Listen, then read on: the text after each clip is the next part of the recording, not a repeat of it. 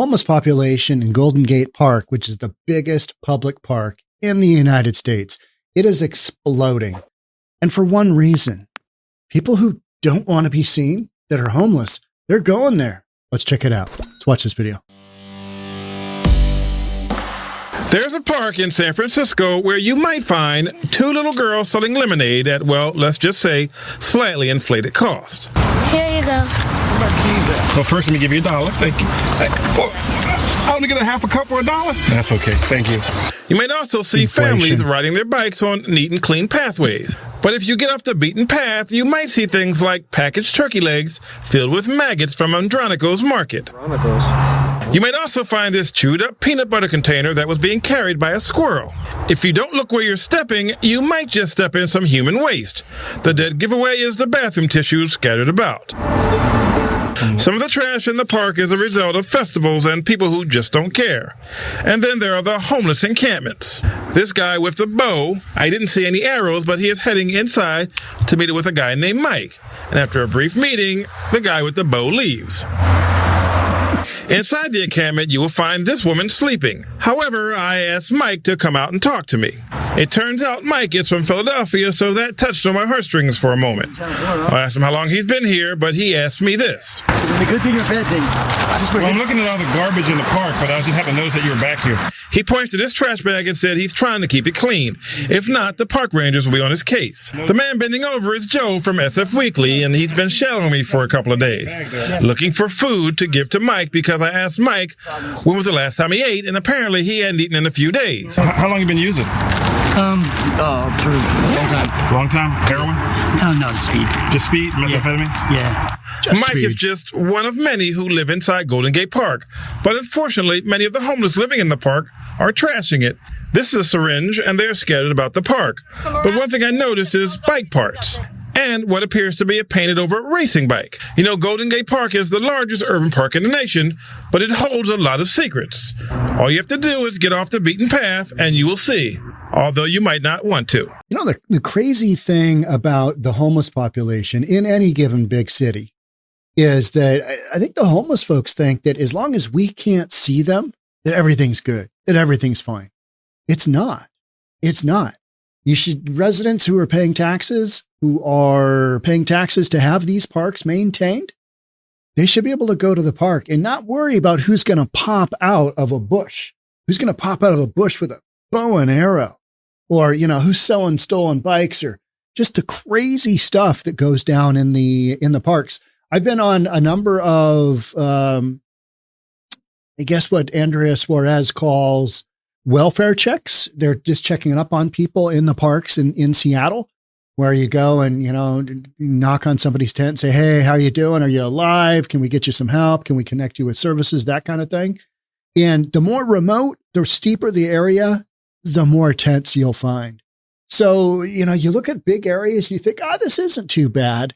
At the end of the video where they mention getting off the beaten path, that's when you start to see just how many people are living in these big blue cities in their public parks. So you should be able to take your kids there, right?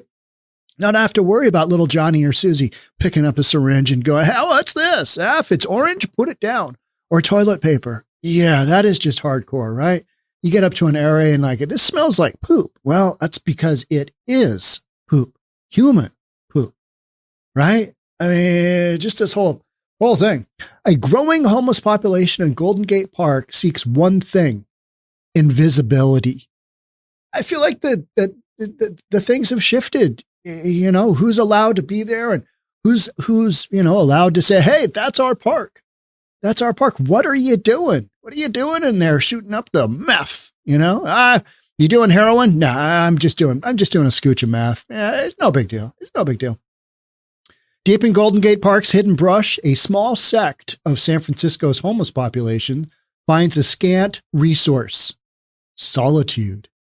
Here, in hard-to-reach pockets of the park, homeless people say that they're able to escape the city's infamous street-side encampments and the glares of passerbys.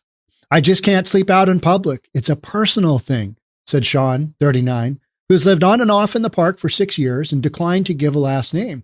I'm conscious of what I look like, what I'm doing. Okay. I respect that. But when you're living in the park, it's not legal. It's not a legal thing to do. I don't care what jurisdiction you're in. I don't care what government has said. Well, if you don't have a housing, this whole notion of, hey, just pitch a tent wherever you want and it's going to be fine. I'm just such a hard no-go on that. You've got resources within any given city for a reason. Use those resources. And if those are a shelter, then that's what they are. But you're talking about people who want to live off the grid, and they want to live off the grid for a reason, because any of the city run sponsored shelter systems, there's going to be this thing called, you can't just do loads of drugs in here. And most of these folks they're on that pathway, right? They've got that thing going. They've got the drugs going. Number of tents in the park grew over the last year from 8 to 28, according to city data analyzed by the San Francisco Chronicle. That's the steepest increase of any city neighborhood. Still, the city's biennial point-in-time count shows that the park's homeless population almost halved between 2013 and 2022. Now, what I would say there is these point-in-time counts, they are wildly inaccurate. I mean, is the population of homeless people, are they working with the point-in-time people count? Was there bad weather? Or are there areas where people have gone where, population takers they don't know about? There's so many different factors. You've got literally a mobile population that doesn't check in with anybody. So these point-in-time counts, to me, I mean, they're better than nothing. But the real accuracy, it's like herding kittens, right? They're just gone. And that's why you see so many of these tents just wildly empty. And yet people say, there's somebody living in that. Nobody's been living in that for 2 or 3 months. And it's just become garbage in our park system. See that with 𝗪𝗧𝗛𝗪 over in Seattle all the time. You roll up on a tent and you're like, man, this hasn't been used forever.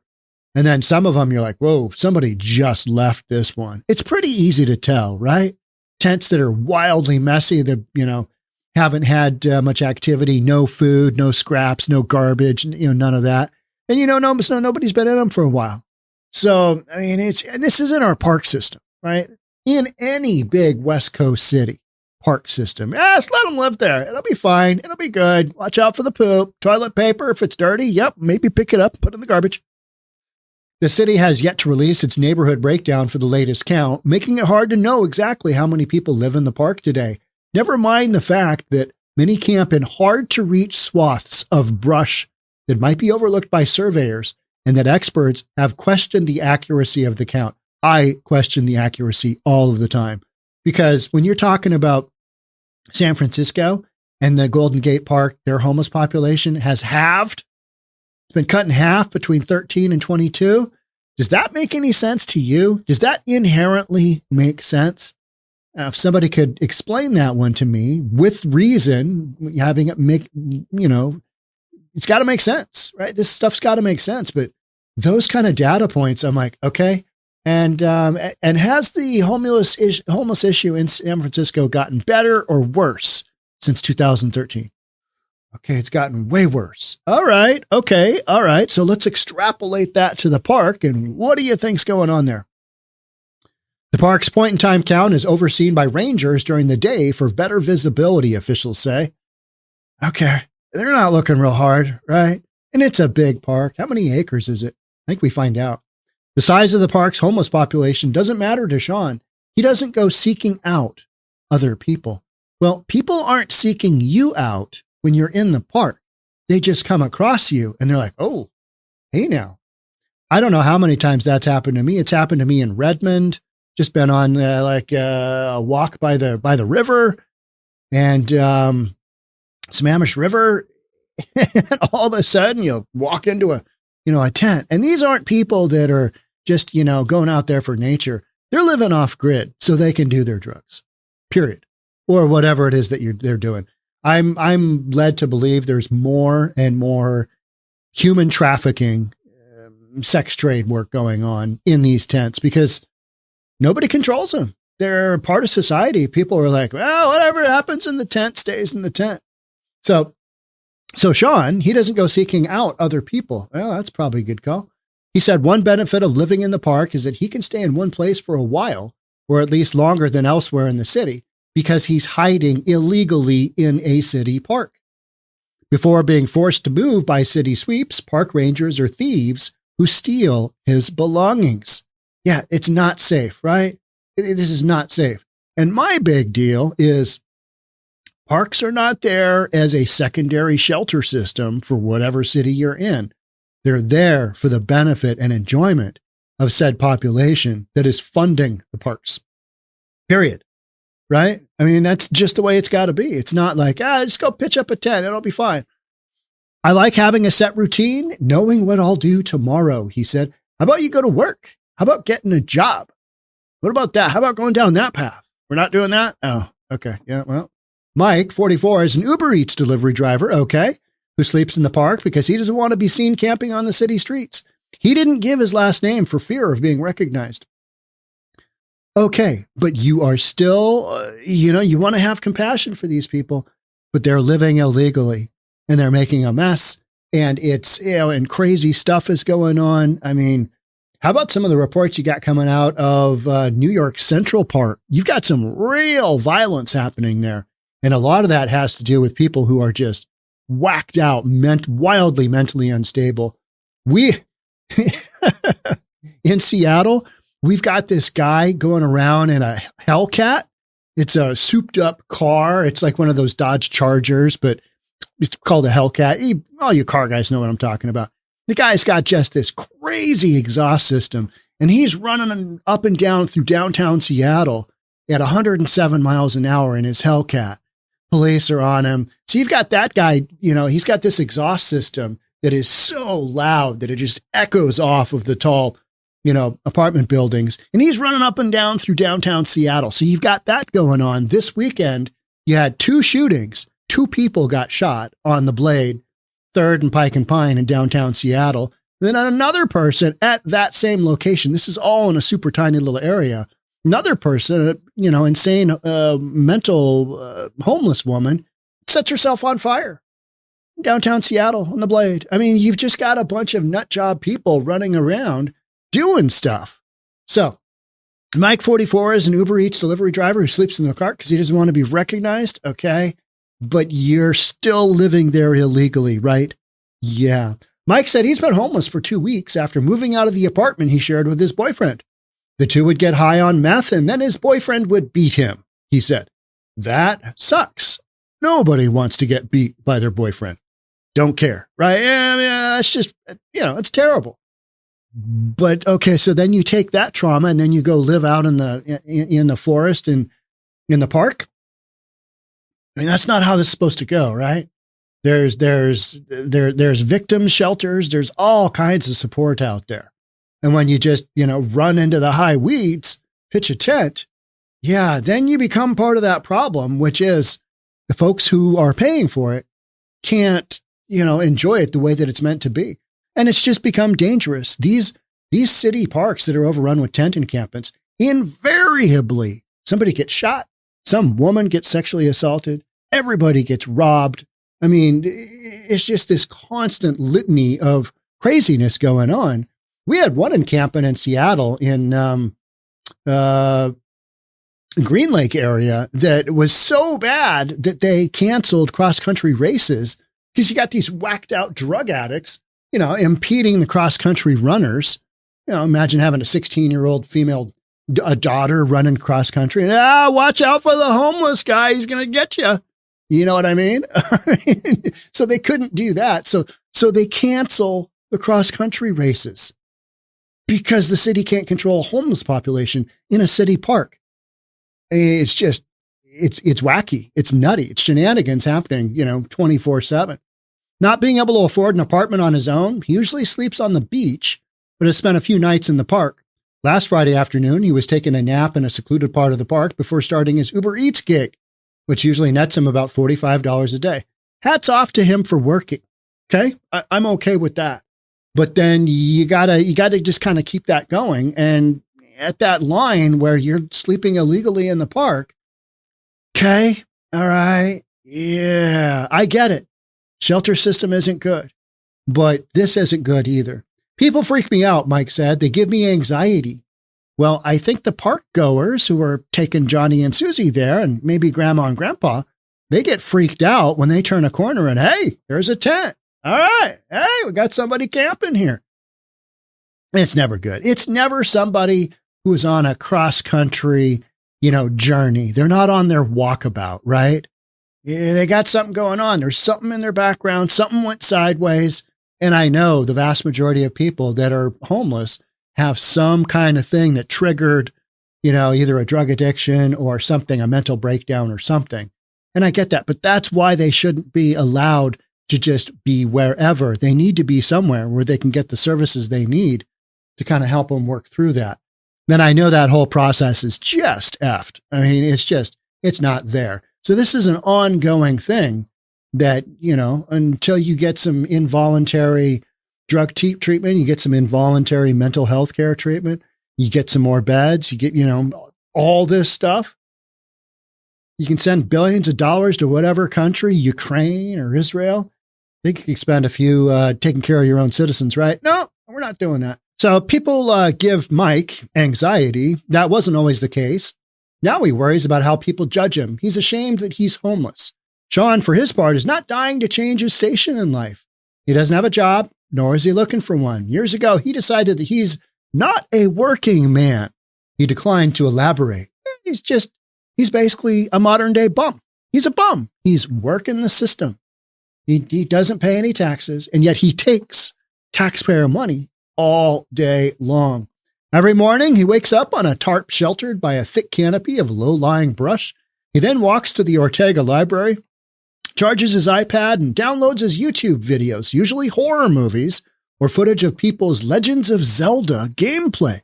All right, so instead of working, because we're self-identified as not a working man, we're watching YouTube videos, horror YouTube videos all day long by energy that the taxpayers have paid for. In a park, taxpayers are paying for. I mean, then we got Legends of Zelda gameplay. So he's playing games and he's getting high. Come on now. This hard no-go on this. This is some liberal nonsense BS where you allow this to just happen, right? That's what this is. I try not to be in your face, but you're sleeping illegally. You're camping out illegally in the park.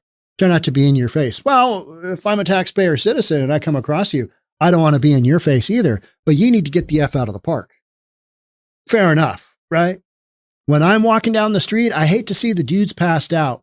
The way that you look as a human being, like, come on, dog.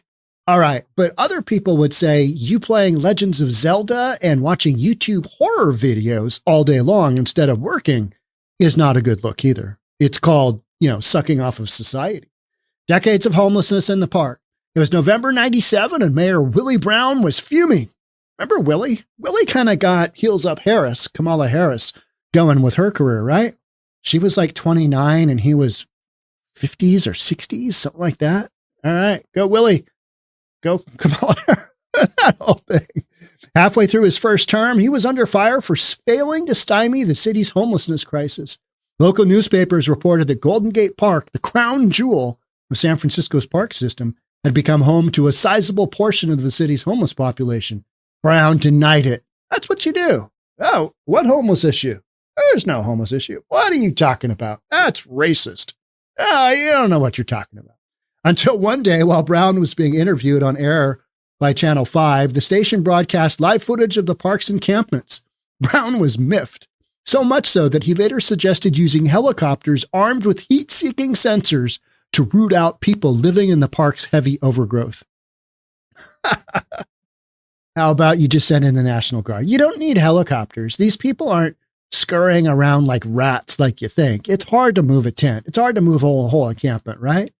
So all you got to do is send some people, like you've seen police do the march. You send people through the park and just clear things out as you go and call it what it is and clear everybody out. It's not that hard. It's not that difficult. It is not that hard to work that out.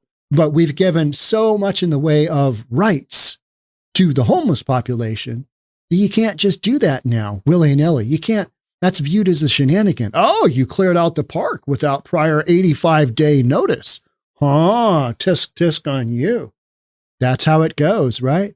I mean, it's mind-blowing the way that all this is shifted. He never went through with it, but despite the plan's critics, Willie Brown was right about one thing. It would take truly a bird's eye thermal view of the park to locate all of its inhabitants. No, I disagree. You just got to walk the park. Walk the park. Map the park. It's not that big. I mean, is it hundreds of acres? Yeah, but you get 20 people to walk it, do segments. Not that hard, not that difficult, right? When you do a search and rescue and you're in the wilderness looking for somebody who's gone off the trail, they can cover a huge area and know, okay, there's people or there's not. We didn't see anything. All right. And guess what? All you got to do is follow the garbage when it comes to the homeless population, because they have no stake in the game. They just dump their stuff wherever, leave it and move on. So just follow the garbage. When you get to a big pile of garbage with the tent, that's a homeless person living there. Not that hard. Most campsites are hidden out of the way side trails protected by poison oak, waist-high grass, and crooked tree limbs. In the thickest of the brush, it can be hard to spot a lone camper, even just a few feet away. It can be, but if you are looking and if you know, guaranteed there's outreach people who know every damn tent in Golden Gate Park. Guaranteed. Because they're here in Seattle. It's called We Heart Seattle, right? Yeah. A park gardener who didn't want to be named because he wasn't allowed to speak to the press said it's not uncommon to run into homeless campers while on the job. It's kind of seasonal, he said, especially during the summer where more people will come out to enjoy the outdoors in the summer park in a tent. Could you imagine? Like 30 years ago, somebody just going to a park and I'm just going to camp here, right? What would they be met with? Maybe it's 40 years ago. I don't know. When did all this change? All of a sudden, I'm just homeless. Just going to sleep. Just going to live here. You just plop a tent down and kind of go. No permit, no nothing. I mean, the whole thing is just shifted to this point where you're like, it's kind of seasonal, especially in the summer. The population soared during the pandemic, he added, though it's since leveled out. And a lot of that had to do with the CDC said, don't sweep encampments. And so people in the encampments realized, hey, we're not getting swept. Bring in the couches, bring in the power, bring in the refrigerators, bring in the stoves, bring in the barbecues, bring in the recliner chairs, bring in the whatever it is, right? And they did. Bring in the lawn chairs. And they did, en masse, all over, because they knew they weren't getting swept. And so all that stuff just, added up and more people came. Hey, you got a swimming pool? Sweet. I'll be right over.